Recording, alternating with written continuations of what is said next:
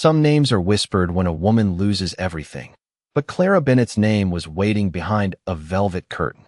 The Whitaker Hope Gala glittered 40 floors above Manhattan, sealed inside a ballroom where the windows held the city like a field of fallen stars. Crystal chandeliers poured warm light over white roses, polished silver, and long tables dressed in linen so crisp they looked untouched by human hands. Waiters moved silently between gowns and tuxedos with trays of sparkling cider and champagne, while a string quartet played something soft enough to sound expensive and sad enough to be remembered. Near the stage, the sponsor wall stood covered by a heavy black velvet drape, its gold ropes tied neatly at both sides, waiting for the final reveal of the evening. Most guests passed it without a glance. Clara did not. She paused at the ballroom entrance for half a breath, one hand resting on the small pearl clasp of her evening bag, and looked at that covered wall as if it were an old door she had once been afraid to open. Her dress was champagne satin, simple at the neckline, falling cleanly to her ankles without sequins, without diamonds, without the kind of sparkle people in that room trusted more than character. The pearl earrings at her ears had belonged to her mother. The coat-check girl barely looked up when Clara gave her name, and the man at the guest list took 2 seconds too long to find it, his fingers sliding down the page as if searching for a mistake.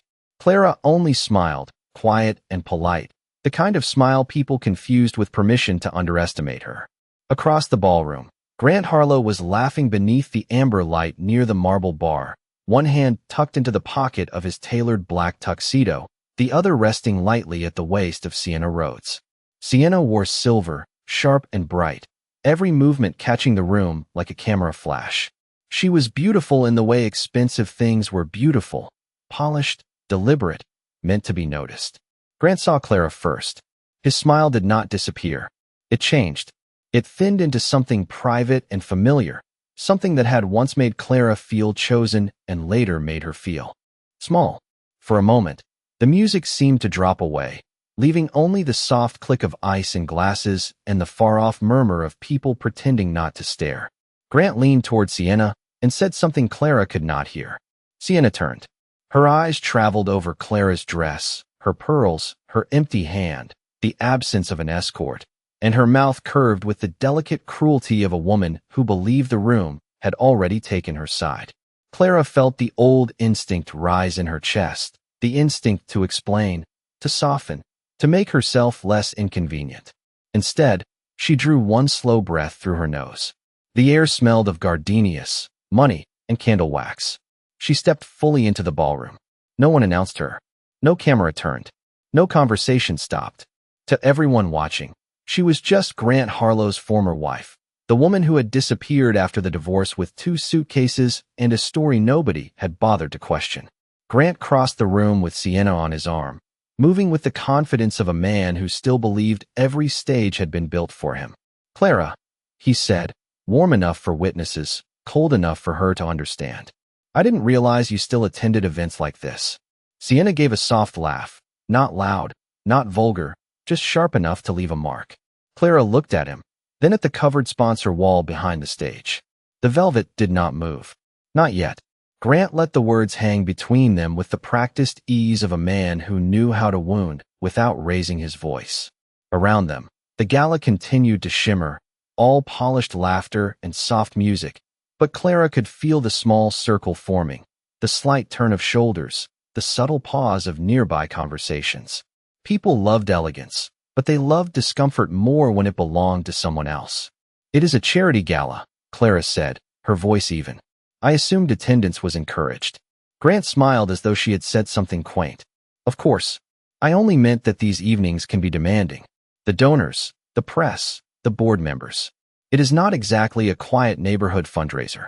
Sienna tilted her head, silver earrings catching the chandelier light. "Grant told me. You always cared about community work," she said sweetly. "That is lovely. Some people are happiest with small causes. It gives them purpose." A woman beside them lowered her gaze to hide a smile. A man Clara recognized from Grant's old investor dinners suddenly became fascinated by the bubbles in his glass. Clara remembered his name, Peter Langley. He had once eaten lasagna at her dining table at 11 o'clock at night, while she helped Grant rework a proposal that Peter later funded. Now he looked through her as if memory itself were impolite. Clara held her clutch with both hands and let the silence gather around her. She had learned that people revealed themselves most clearly when they thought you had no power to answer. Grant leaned closer, close enough that his cologne, cedar, and something metallic cut through the gardenias. "You should have told me you were coming," he murmured. "I could have made this easier for you." Clara looked at him then, really looked. His hair was still perfectly styled, his cuff links still understated and expensive, his expression still arranged for admiration. But there was a tightness near his mouth she did not remember from the early years, a restlessness beneath the polish, like a man guarding a door that might open behind him. "I did not come for easy," she said. The answer was so quiet that only Grant and Sienna heard it. For a second, Sienna's smile faltered, then returned brighter. "Well, I hope you enjoy the evening. The sponsor reveal is supposed to be spectacular." Grant's company was approached, of course, but he believes in being selective. Grant gave a modest shrug, accepting the compliment before anyone else could offer it. A brand has to align with the right kind of visibility. Clara's gaze drifted again to the black velvet curtain covering the sponsor wall. The gold ropes gleamed under the stage lights. She could see the outline of the letters beneath, faint raised shapes pressing against the fabric like a secret holding its breath. 6 years ago, she would have filled this silence with reassurance. She would have laughed gently, smoothed the air, protected Grant from awkwardness even when he had created it. She had been useful that way, useful as a wife, useful as a shadow, useful as someone who knew when to disappear. Tonight, she did none of those things. A server passed with glasses of water beaded with cold. Clara took one, thanked him by name after reading the small card on his lapel, and turned slightly away from Grant, not enough to be rude, just enough to end the scene without asking permission. The movement unsettled him more than any argument could have. She saw it in the brief pinch of his eyes. He had expected embarrassment, maybe a trembling explanation, maybe the wounded obedience he had mistaken for love. Instead, Clara stood beneath the chandeliers with her shoulders relaxed and her pulse steadying by degrees. The room still did not know her. That was fine. Rooms like this had always needed a sign before they believed a woman mattered. Sienna's smile sharpened when Clara turned away, as if the simple act of ending the conversation had taken something from her. She stepped closer to Grant, sliding her hand through his arm with a graceful little claim that made nearby guests notice. "You know," Sienna said, her voice light enough to sound harmless, "I think it is admirable when someone can return to a place where they once belonged and still keep their composure." The words floated over the rim of her glass, polished and poisonous. Clara did not turn back at once. She watched the sponsor wall instead, watched the velvet hang motionless, watched the gold ropes curve like quiet parentheses around a sentence no one had read yet. In the glow of the chandeliers, the entire ballroom seemed built to reward people like Sienna, people who knew how to sparkle before anyone asked what they had actually done. "Return," Clara repeated softly, finally facing her. "That is an interesting word." Sienna gave a delicate laugh. "I only mean this must feel unusual. These circles change quickly. People move forward.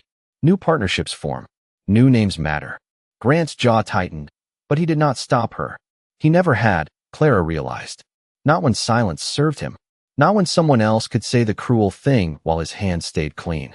Around them, the small audience had grown by inches. Peter Langley stood with his wife near the floral arrangement. 2 women from the museum board pretended to admire a tray of desserts. A younger man with a press badge lingered near the column, careful not to look too interested. Clara could feel the old heat rising in her face, the trained humiliation of being discussed as though she were not standing there. But this time, beneath the heat, there was something colder, something steadier. "Sienna," Grant said at last, with a faint warning in his voice. Sienna glanced at him, then smiled wider, mistaking the warning for protection. "What?" "I am being kind. It is not easy for everyone to adjust after divorce. Some women lose more than a last name." A small silence followed. Not dramatic, not loud, just enough for the string quartet to sound suddenly too sweet. Clara looked at the woman in silver and saw no real victory there, only performance. Sienna had been handed the bright version of the story, the penthouse, the social calendar, the man who liked being admired from exactly the right angle. She did not yet know how expensive that role could become. Clara took a sip of water, the glass cool against her fingers. You are right, she said. Some women do lose more than a last name. Grant's eyes flicked to hers. For the first time that evening, his confidence slipped. Just a fraction. Clara continued, still calm. Some lose a home they helped build. Some lose friends who were never really friends. Some lose the habit of explaining themselves to people committed to misunderstanding them. The circle around them went still. Sienna blinked, surprised not by anger, but by the absence of it. Clara's voice had not risen. Her hands had not trembled. She had not stepped closer or tried to win the room by force. She simply stood there, graceful and unreadable, while the insult Sienna had thrown came back, transformed into something neither of them could easily dismiss. Grant recovered first. He gave a short, polished laugh, the kind meant to close a subject before it became dangerous. Clara always had a poetic way of making things sound heavier than they were. Clara looked at him then, and the past moved quietly between them. She saw the apartment where she had once stayed awake past midnight arranging binders for his investor meeting, wondering whether his name, his company, or one of his carefully cultivated allies would appear large enough to matter. Clara remembered how he used to study seating charts before charity dinners, not to know where they belonged, but to know who belonged beneath him. The event chair adjusted the microphone, and the quiet deepened. Every year, the Whitaker Hope Gala brings together leaders, advocates, physicians, educators, and families who believe that dignity should never depend on a bank account or a last name. Polite applause rose and faded. Clara felt the words settle somewhere behind her ribs. Dignity. There had been a time when she thought dignity meant enduring pain beautifully, sitting straight while someone rewritten your life, smiling while the people who had eaten at your table accepted the easier story.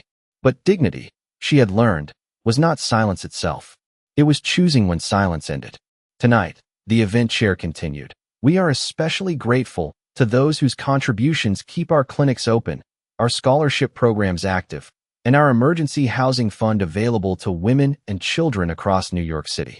Sienna leaned closer to Grant. Emergency housing, she murmured. That is sweet. Clara heard it, and for the first time that evening, something in her expression changed. Not anger, not sadness, a stillness so complete it seemed to draw the air away from Sienna's words. Across the room, Oliver Whitaker stood near the foot of the stage, tall and silver-haired in a midnight blue tuxedo, his posture calm, his eyes already searching for Clara. When he found her, he gave the smallest nod, almost invisible to anyone else. Clara did not nod back. She only lowered her gaze for 1 second, the way a person might steady herself before stepping into weather. Grant noticed. Of course he noticed. His eyes moved from Oliver to Clara, then back again. You know Oliver Whitaker? He asked, keeping his voice casual and failing. Clara looked ahead. We have met. Sienna laughed under her breath. Everyone has met everyone at these things, Grant. But Grant did not laugh. Clara could feel his attention sharpen beside her, a familiar pressure. The old habit of a man who believed information belonged to him. Before he could ask anything else, the event chair smiled toward Oliver. And now, it is my honor to invite Mr. Oliver Whitaker to say a few words before we reveal the sponsor wall. Applause filled the ballroom, fuller this time, touched with genuine respect. Oliver stepped onto the stage without hurry. He did not perform wealth the way Grant did. He wore it like an old coat, almost carelessly, as though it had stopped impressing him years ago. Thank you, Margaret, he said, his voice deep and even. Tonight is not about the people whose names are printed largest. It is about the people who give because they remember what it means to be unseen.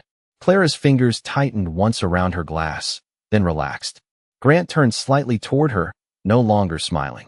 The velvet curtain waited behind Oliver, dark and heavy, and for the first time all evening, the room seemed to understand that something important had been hidden there. Oliver Whitaker let the applause fade before he continued, and the quiet that followed seemed to press softly against the walls. Clara stood among the guests with her glass untouched in her hand, feeling the old rhythm of public rooms return to her body. Smile carefully, breathe slowly. Never let them see where the words land. But tonight the rhythm no longer owned her. Tonight it felt like music from a house she had already left. There are donors who give for recognition, Oliver said, looking across the ballroom. And there are donors who give because somewhere in their history, they learned what neglect costs. Grant shifted beside her.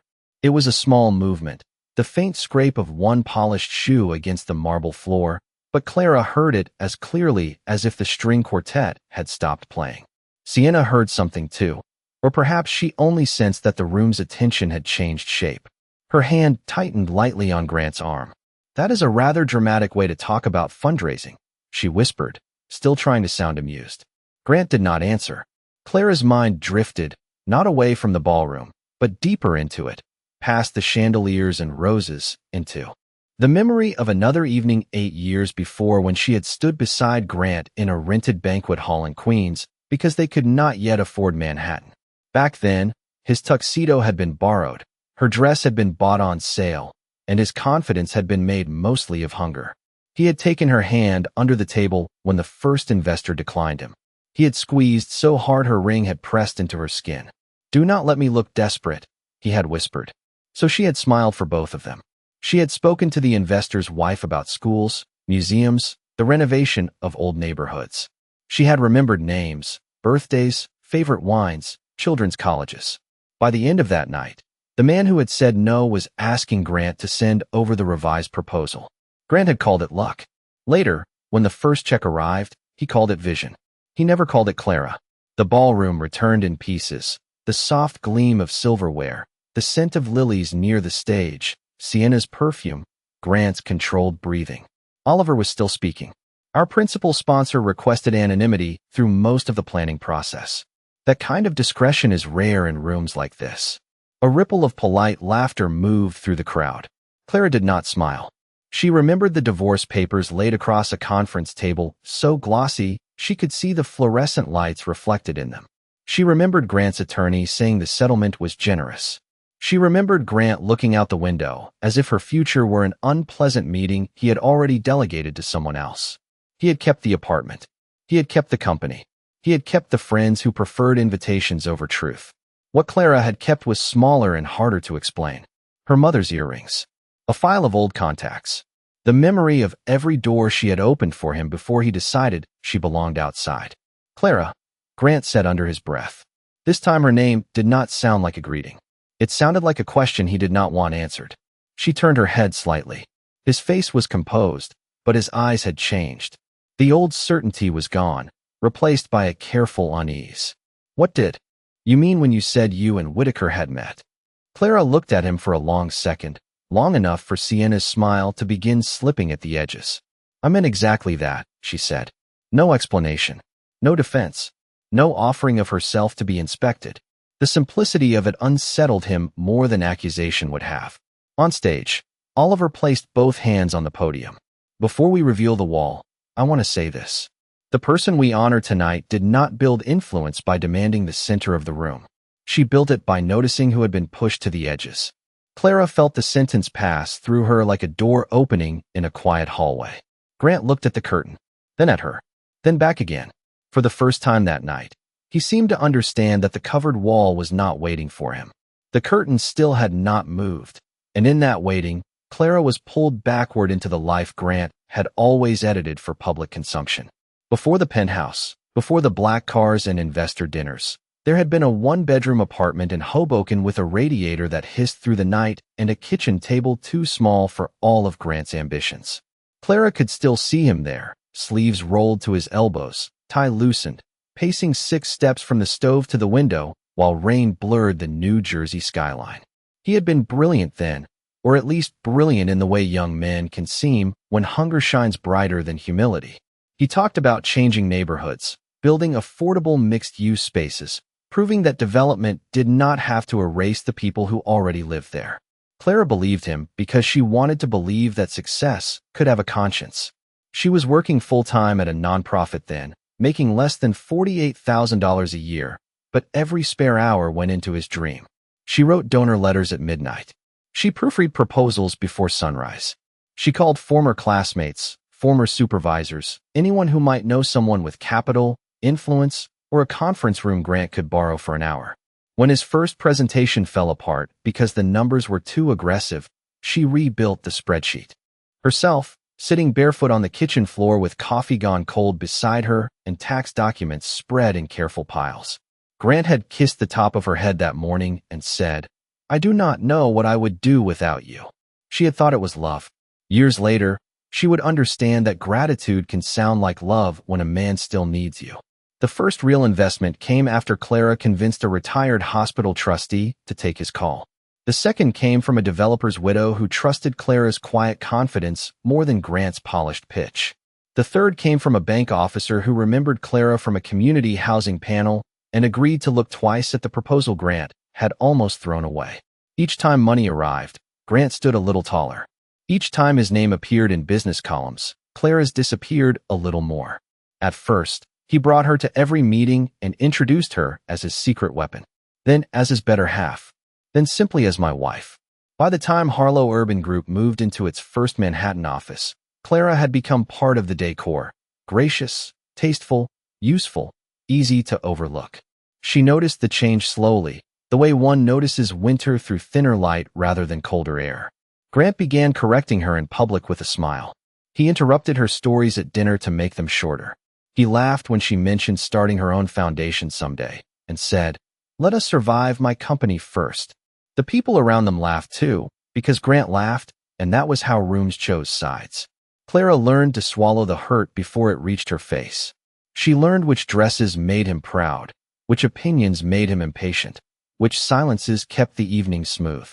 Back in the Gala ballroom, Oliver's voice rolled gently through the microphone, but Clara barely heard the words. Her younger self was still in that Hoboken kitchen, believing sacrifice would be remembered because love was supposed to keep records. She wished she could reach back through time and touch that woman's shoulder. Not to warn her. Not exactly. Only to tell her that one day, she would stand in a room full of people who had forgotten her labor, and she would not need to beg memory to defend her. The wall would do it for her. The memory did not stop at the kitchen table. It carried Clara forward to the season when Grant stopped asking for her thoughts and started asking whether she had remembered to smile. Harlow Urban Group had taken 2 full floors in a glass tower near Bryant Park, and Grant had begun speaking in a language polished by consultants. Market confidence, strategic optics, legacy positioning. Clara watched the words replace the man she had married one dinner at a time. He no longer talked about families being able to stay in their neighborhoods. He talked about premium conversions and high-value tenants. When Clara questioned the shift, he called her sentimental. When she reminded him of the promises he had made in those early proposals, he said she did not understand scale. The first time Sienna Rhodes appeared in the office, she was introduced as a communications strategist with a gift for making complicated stories sound aspirational. She wore white that day, crisp and flawless, and smiled at Clara as though she were greeting a previous version of an idea. Sienna knew exactly where to stand in a room. Close enough to Grant to be useful, far enough to appear professional, always angled toward the light. At first, Clara told herself not to be unfair. Jealousy was too easy a story, too small for what she was feeling. But then Grant started coming home later. His phone turned face down during dinner. His explanations grew smooth and brief. Sienna's phrases began appearing in his speeches, then in his emails, then in the way he looked at Clara, as if she were an old sentence that no longer fit the new brochure. The end arrived not as a storm, but as paperwork. Grant sat across from her in a conference room 32 floors above Madison Avenue, his attorney beside him, a silver pen between his fingers. He said the marriage had become limiting. He said they wanted different things. He said Clara would be more comfortable with a simpler life, and the softness in his voice made the cruelty worse because it pretended to be mercy. The settlement left her with enough to avoid public sympathy, not enough to keep the world she had helped build. The penthouse stayed with him. The company stayed with him. The circle of friends stayed exactly where the invitations were. Clara walked out with 2 cardboard boxes, her mother's pearls, and the strange humiliation of being treated like a guest who had overstayed. For months afterward, she lived in a small apartment on West 73rd Street, where the bedroom window faced a brick wall and the radiator knocked loudly at 3 in the morning. She would wake before dawn with her chest tight, reaching for a life that was no longer there. The city outside kept moving, indifferent and bright. Grant appeared in business magazines. Sienna appeared beside him at openings, ribbon cuttings, and rooftop receptions, her hand placed lightly on his arm like punctuation at the end of Clara's story. People sent Clara messages that sounded kind, but were really invitations to disappear gracefully. She answered almost none of them. Instead, she began sorting through the contacts Grant had forgotten she had made. The women who had once pulled her aside at galas and told her quietly about daughters needing lawyers, sisters needing housing, employees needing help they were too ashamed to request. Clara started with one woman, then 3, then 12. A lawyer agreed to reduce her rate. A retired accountant donated weekends. A church basement in Brooklyn became the first meeting space. No cameras came. No champagne was served. But one afternoon, a mother of 2 held Clara's hands and whispered, "I slept last night because of you." That was the first time Clara understood she had not been erased. She had been redirected. The church basement in Brooklyn smelled faintly of coffee, old wood, and lemon cleaner, nothing like the ballrooms where Clara had once learned to make herself smaller. There were no chandeliers there, only fluorescent lights that buzzed softly above folding chairs, donated coats, and women who arrived with careful faces and tired eyes. Clara did not stand at the front like a savior. She sat beside them. She listened. That became the first rule of Bennett Women's Trust, long before there was a logo, a board, or a bank account large enough to impress anyone. Do not speak over the women you are trying to help. Listen first. The second rule came later, after a young teacher named Marisol admitted she had slept in her car for 3 nights because asking for help felt more frightening than being cold. Clara wrote the check quietly, then drove 20 miles to meet a property manager who agreed to hold a small studio apartment until the paperwork cleared. She did not post about it. She did not tell the press. She did not even tell the volunteers until the lease was signed and Marisol had keys in her hand. By the end of the first year, the trust had helped 27 women secure legal consultations, emergency rent, childcare support, and transportation across New York City. By the second year, it had partnered with clinics in Queens and the Bronx. By the third, a hospital administrator asked Clara to join a planning committee for a women's recovery wing, and Clara discovered she could sit at a conference table without waiting for a man to translate her worth. She learned budgets the way she had once learned Grant's moods, carefully, completely, refusing to be surprised. She learned that a $5,000 emergency grant could keep a mother from losing an apartment. She learned that a $75 subway card could become the difference between keeping a job and losing one. She learned that dignity was often hidden inside ordinary things: a safe lock, a signed lease, a lawyer who returned a phone call, a child who did not have to change schools in the middle of October. Money came slowly at first. Then a retired judge donated. A pediatric surgeon introduced her to a hospital foundation. A widow from the Upper East Side wrote a check after sitting quietly through one of Clara's presentations, tears shining behind her glasses. Clara's name began appearing in private circles, not loudly, not in gossip columns, but in the careful language of people who knew which institution survived because someone steady stood behind them. That was how Oliver Whitaker found her.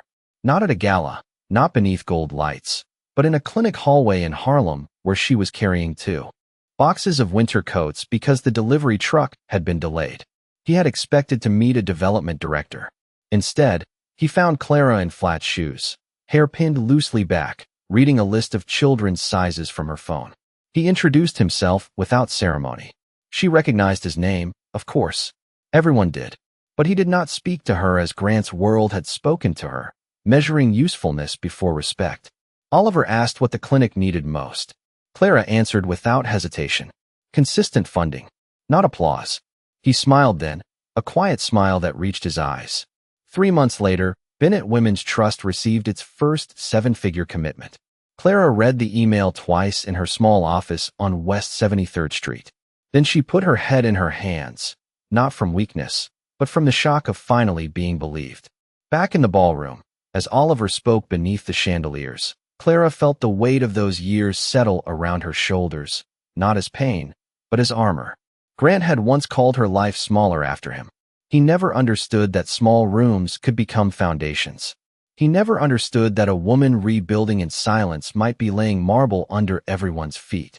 Oliver Whitaker had not become powerful by confusing volume with strength, and that was the first thing Clara had respected about him. In every room Grant had once admired, men announced themselves before they entered, filling the air with laughter, predictions, market language, and the practiced certainty of people who had never been forced to prove they belonged twice. Oliver was different. He listened with the stillness of a closed library. When Clara first met him in that Harlem Clinic hallway, he had asked 3 questions and remembered every answer. How many families did the clinic serve each month? Which service lost funding first when budgets tightened? What would Clara build if she did not have to ask permission? She had almost laughed at the last question, not because it was funny, but because no one had asked her that in years. Permission had shaped so much of her former life. Permission to speak at Grant's table. Permission to invite her own friends.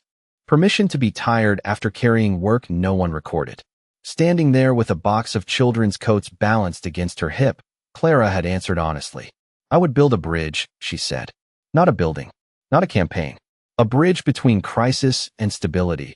Because most women are not ruined by one terrible day. They are ruined by the 90 days after it, when everyone assumes the worst is over. Oliver had looked at her for a long moment, and she expected the polite nod wealthy men gave before handing the problem to an assistant. Instead, he said, then build the bridge. Send me the plan. Clara sent him 42 pages. Housing partnerships, emergency legal aid, transportation stipends, childcare vouchers, trauma-informed counseling, job placement support, follow-up systems at 30, 60, and 90 days. She included numbers, risks, projected outcomes, and the one sentence her board later framed in their office. Rescue without continuity is only a pause. Oliver funded the pilot without asking for naming rights. That was how trust began between them, not with glamour, but with accountability. Over the next 2 years, he became chairman of the Whitaker Hope Gala and watched Clara refuse every opportunity to make herself the story. She redirected interviews to clinic directors.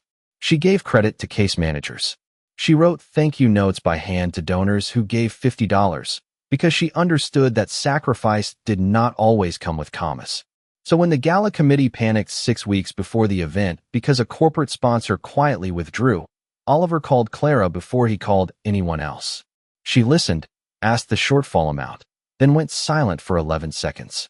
He remembered the length of that silence because he could hear traffic outside her office window and the faint scratch of her pen. Bennett Women's Trust will cover it, she said. On one condition. My name stays covered until the reveal. Oliver had understood immediately. Not revenge. Not spectacle. Timing. Truth deserved an audience only when the room was ready to hear it. Now, beneath the chandeliers, he looked toward Clara as the guests waited for the curtain to fall. Grant followed his gaze again, and this time the unease in his face was no longer subtle. Sienna's fingers loosened on his sleeve. Clara stood very still. The old world had taught her that being unseen was a kind of disappearance. The new one had taught her that unseen roots could still hold up an entire house. Oliver stepped back from the podium just enough to let the room breathe, but not enough to release it. The curtain remained closed behind him, heavy and dark, and every person in the ballroom seemed to lean toward it without moving. Clara could feel Grant beside her, no longer relaxed, no longer amused by the theater of philanthropy. His attention had sharpened into something almost physical, like a hand reaching for a door that had already been locked. Before we reveal our principal sponsor, Oliver said, I would like to invite Mr. Grant Harlow to offer the brief remarks he prepared for tonight's program. A polite wave of applause passed through the room. Grant's head turned toward Oliver, then toward the event chair, and for half a second Clara saw the surprise he tried to hide. He had expected visibility, of course. Grant always expected visibility, but he had not expected to speak with uncertainty in the room. Sienna brightened at once, mistaking the invitation for honor. She gave his arm a small squeeze and whispered, Go remind them who you are. Grant's public smile returned, smooth as lacquer. He buttoned his tuxedo jacket and walked toward the stage with the measured ease of a man crossing a room that had rewarded him for years. Applause followed him, respectable but not warm. Clara watched without moving. The old part of her remembered standing behind him before speeches, brushing lint from his sleeve, whispering the names of board members he had forgotten, pressing a paper cup of water into his hand when nerves made him sharp. Tonight, he climbed the steps alone. At the microphone, Grant looked handsome, composed, and slightly too bright under the lights. Thank you, Oliver, he began. And thank you to the Whitaker Hope team for gathering so many remarkable people under one roof. His voice carried easily, polished by years of investor calls and ribbon cuttings. Events like this remind us that success only matters when it is shared. Those of us who have been fortunate enough to build something lasting have a responsibility to extend a hand to those still learning how to stand.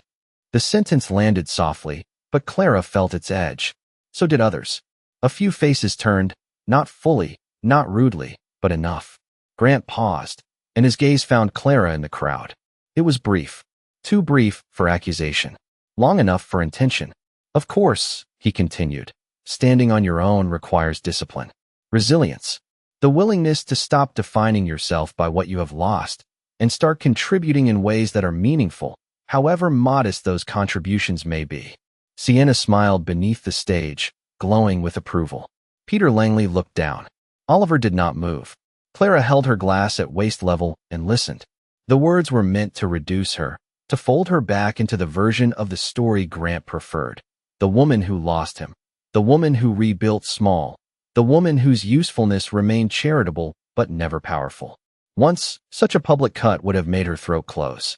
Once, she would have spent the rest of the night wondering whether anyone had noticed, then hating herself for caring. But now the insult passed through her and found no place to stay. Grant finished with a practiced smile. May tonight inspire all of us to give according to our capacity, and to remember that even the smallest acts of service can make people feel seen. Applause rose again, thinner this time, shaped by etiquette more than admiration. Grant stepped down from the stage and returned to Sienna, but his eyes went immediately to Clara, searching for injury.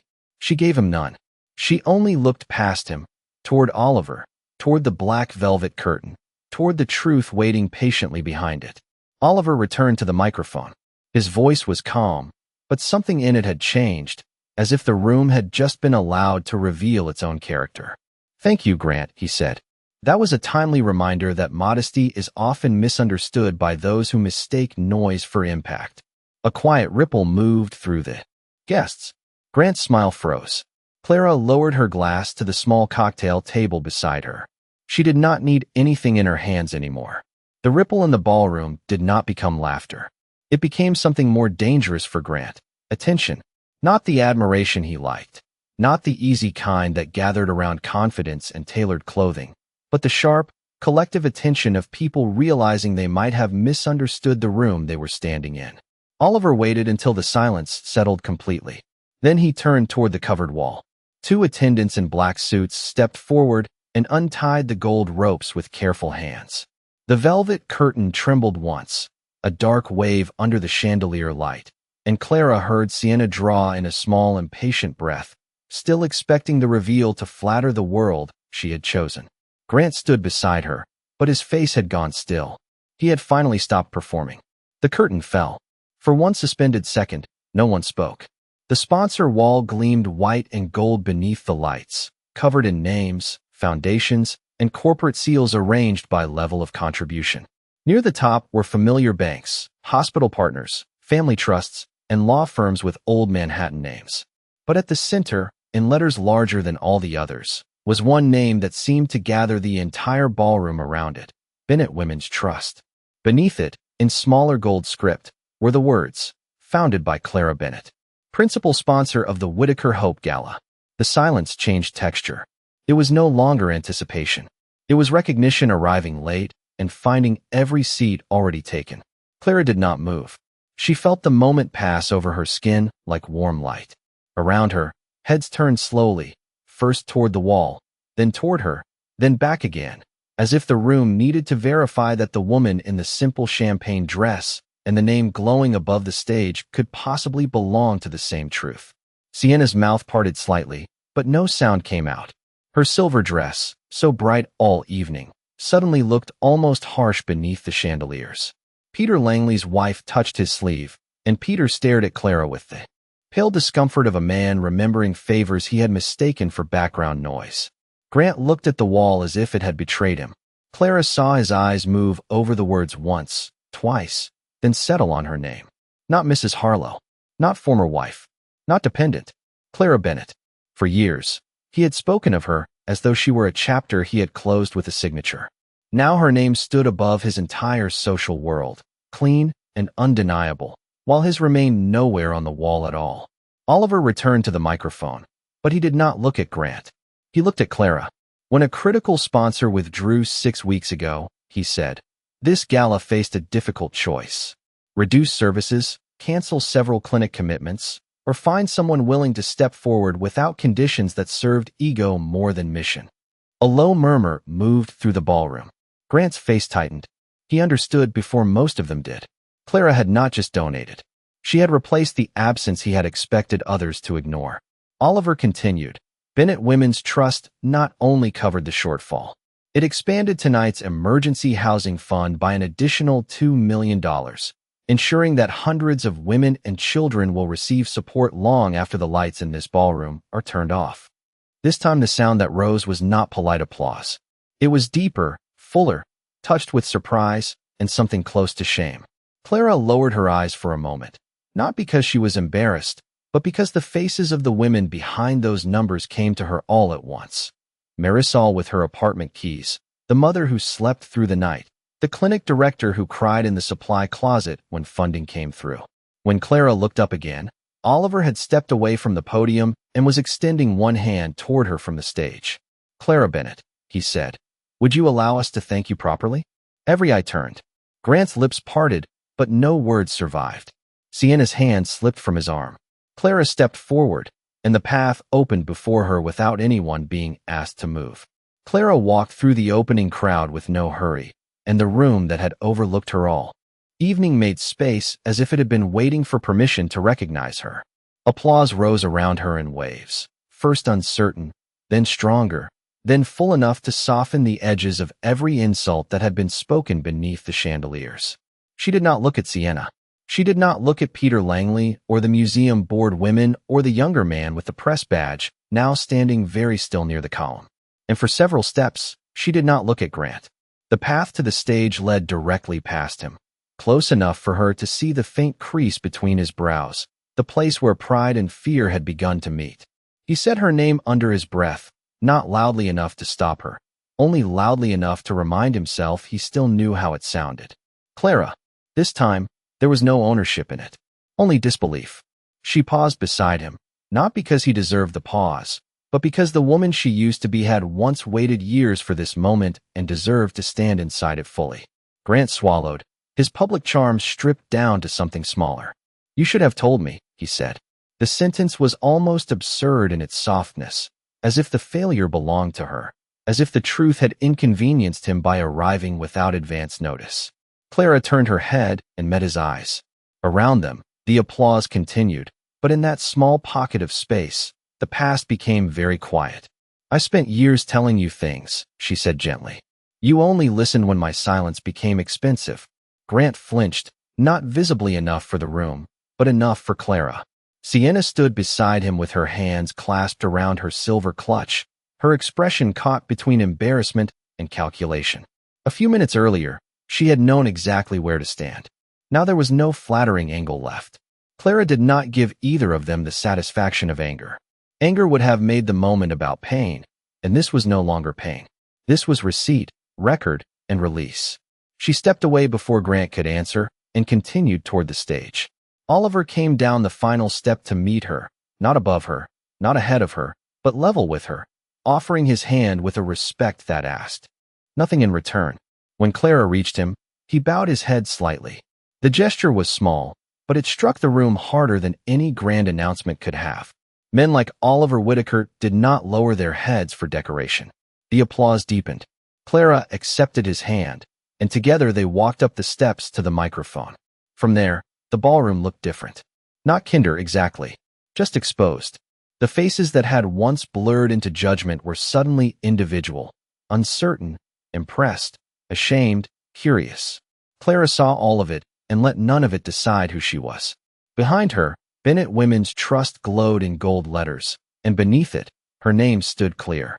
She thought of the basement chairs in Brooklyn, the clinic hallway in Harlem, the small office where she had cried over the first seven-figure commitment, and the countless women who had taught her that survival was not a private miracle, but a structure someone had to build. Oliver adjusted the microphone for her height, then stepped aside. Clara rested one hand lightly on the podium. Her mother's pearls touched her neck, cool and familiar. Grant watched from below, no longer centered in the room. Sienna looked at the floor. Clara drew one breath, steady and clean, and the ballroom leaned in to hear the woman it had mistaken for silence. Clara looked out at the ballroom, and for the first time that night, she did not see the people who had diminished her. She saw the women who would never enter rooms like this, women filling out housing forms under fluorescent lights, women whispering into phones from parked cars, women counting dollars at kitchen tables while children slept in the next room. She saw them so clearly that the chandeliers seemed less important, the gowns less impressive, the gold letters behind her less like triumph and more like responsibility. "Thank you," she said, and her voice carried without force. "Not for the applause, though I understand the kindness in it. Thank you for allowing this work to continue beyond tonight." The room remained still. No one reached for a glass. No one whispered. Even Grant, standing below with his hands at his sides, seemed held in place by the simplicity of her tone. Clara rested her fingertips against the edge of the podium. "Bennett Women's Trust was not built because I wanted my name on a wall. It was built because too many women are told to survive quietly, to lose quietly, to rebuild quietly, and then to be grateful if the world forgets the cost." A breath moved through the audience, soft and collective. Clara did not look at Grant when she said it. That was the difference. Years ago, every sentence would have been shaped around whether he approved, whether he softened, whether he regretted anything. Now he was only one face among many, one chapter in a book that no longer needed him to understand its ending. "Our work is simple," she continued. "We help women cross the distance between crisis and stability. A legal consultation, a safe apartment, child care for one more week, transportation to a job interview, medical care, counseling. The ordinary things that become extraordinary when someone has been made to feel they have nowhere left to stand." Oliver stood a few feet away, his expression quiet with pride. Clara could feel the weight of his trust beside her, but she did not lean on it. She had spent too many years being introduced through someone else. Tonight, she stood on her own name. "This fund will expand emergency housing support across all 5 boroughs," she said. "It will keep clinic doors open, provide direct assistance, and make sure that help does not arrive only for one dramatic moment, but stays long enough for a life to become livable again." The applause began before she finished, but she lifted one hand gently, and the room obeyed.